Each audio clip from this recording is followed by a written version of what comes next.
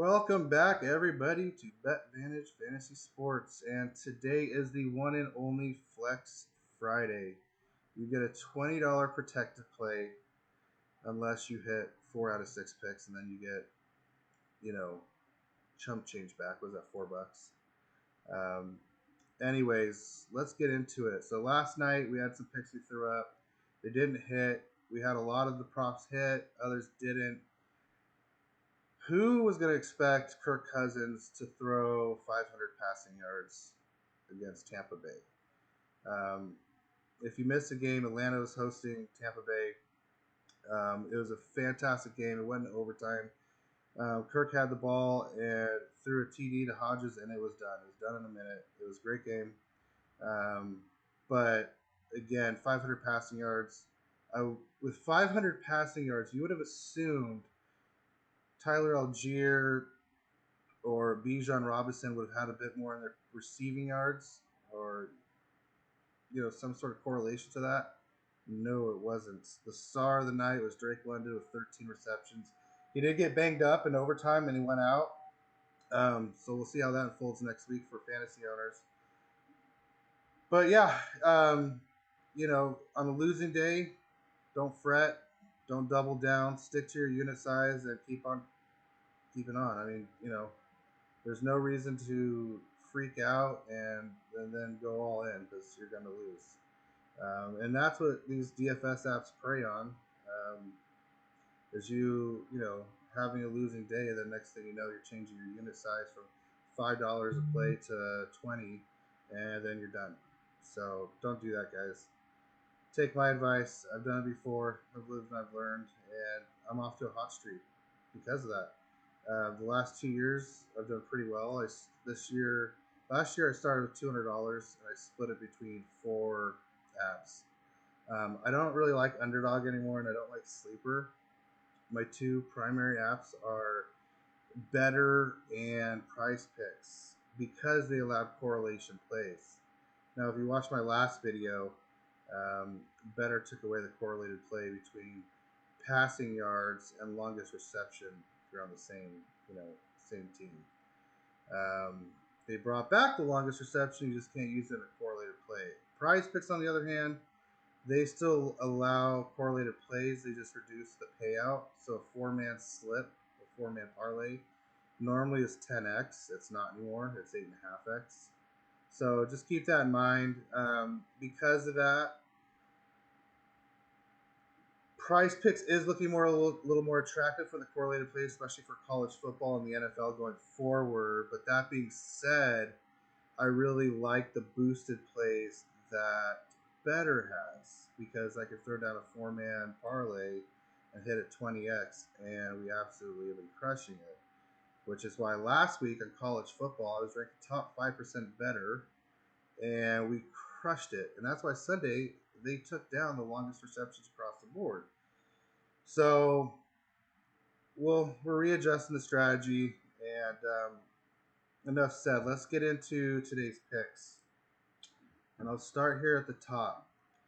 The Denver Broncos are absolute savages.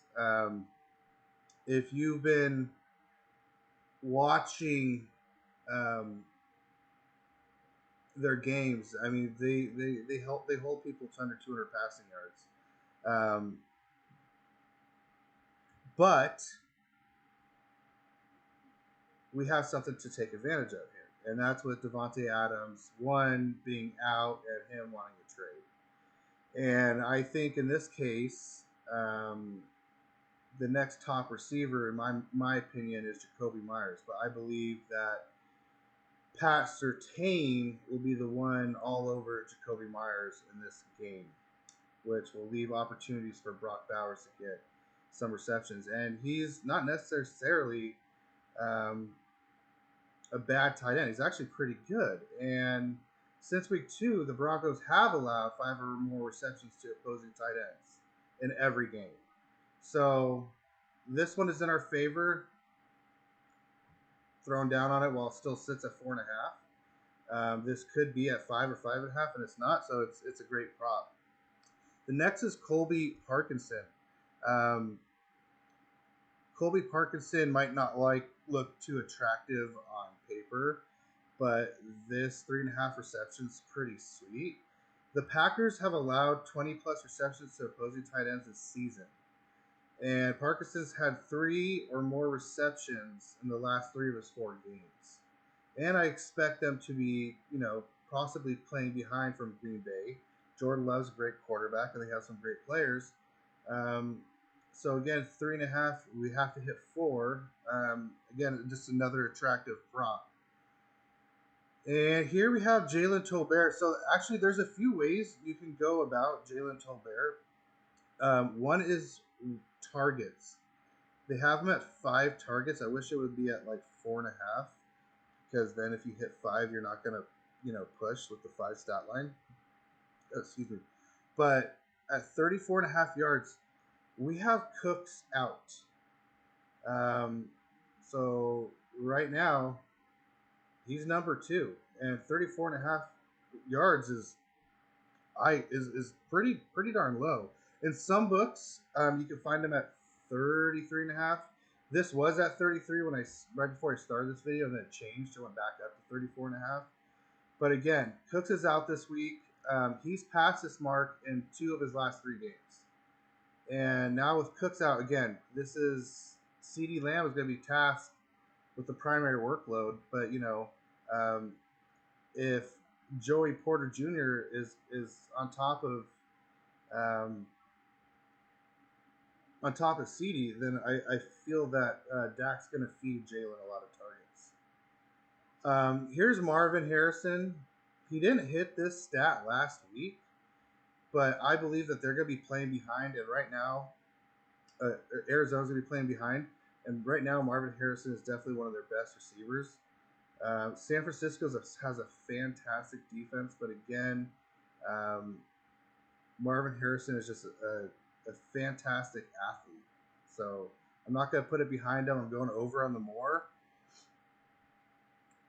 And Jordan Mason. Oh, man. Who here has CMC on their fantasy football team? I have them on, 2 or 3 of my leagues. This kind of reminds me of Joe Burrow last season with the wrist injury. And they didn't really go into detail about how bad it was, that he was out for playoffs, etc. Were we not all left in the dark on CMC? It still pisses me off. You're talking about first round draft pick, right? If they had told me, hey, shit, this guy's going to be out 6-8 weeks, over there in Germany as a specialist getting his legs rubbed, I probably wouldn't have picked him the first freaking pick. And it's actually pretty concerning, but I won't get into it too much. But yeah, oh man, what a crap show. Personally, that's just drives me crazy. But let's see. Sorry, I'm scrolling through my notes here. But Jordan Mason. Wish I picked him up off the waiver wire. He has absolutely smashed this mark in the last 3 out of his 4 games, especially with just rushing yards. But I find the rushing plus receiving yards more attractive just because of how well he's involved in the passing game. I mean, I think his rushing yards now is 88.5 Prize Picks. It was 83. I mean, we can take a look here. Let's see. Oh. Yeah, 88.5. This week, he was actually set at 83.5. But again, that's why it's nice to get on some of these picks early on in the week. If you're subscribed to my Winnable channel, link below, I send out my VIP picks early on in the week.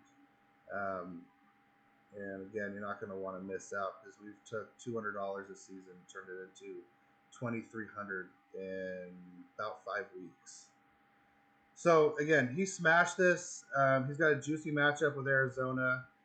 They've allowed 50 running back or sorry, 5 running backs to exceed 60 rushing yards this season, and just the fact that he's excellent overall, let's go for it. And of course, I'm a Niners fan, so I got him.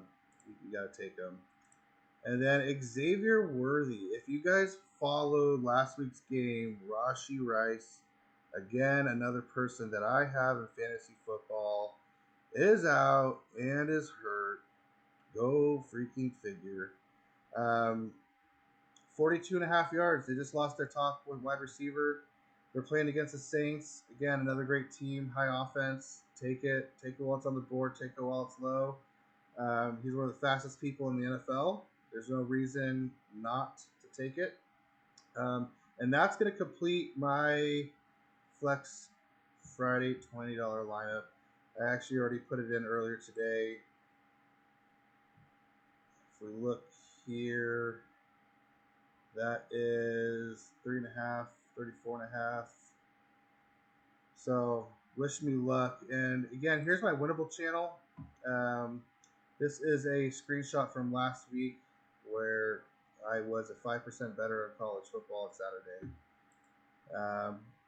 Pickett's a great tool. It's a way to just manage all of your picks in one place. You can sync all your sports books. You can see, your calendar return units day in, day out, your record, your open bets.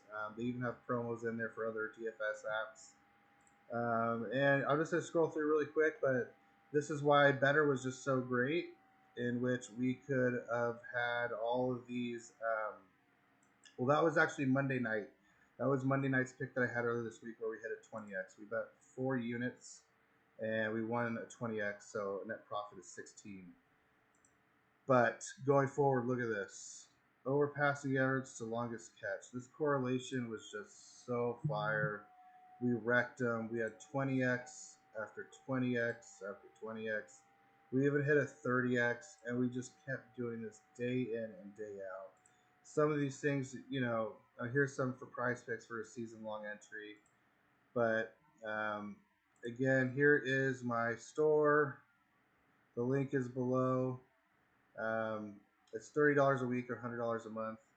If you don't make your money back for your week or month-long subscription, I'll give you another month free. And there's only a few free trials left. BetVantage10 is the promo code, all one word.